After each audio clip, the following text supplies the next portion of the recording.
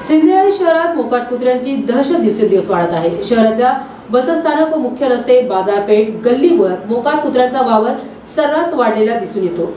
या ठिकाणी बसस्थानक परिसर तसेच शाळेला जाणाऱ्या मार्गावर देखील मोकाट कुत्रे असतात। येथील कुत्र्यांनी अनेक शालेय विद्यार्थी व नागरिकांना चावा घेतला आहे।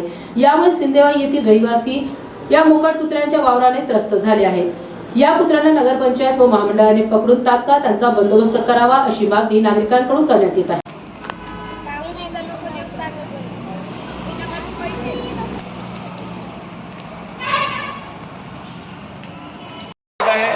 साढ़े 5 वाजता वगैरह जावले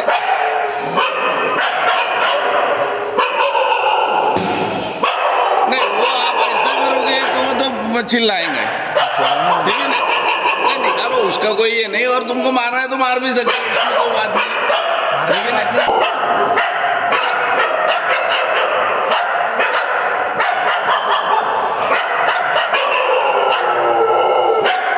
बना दो।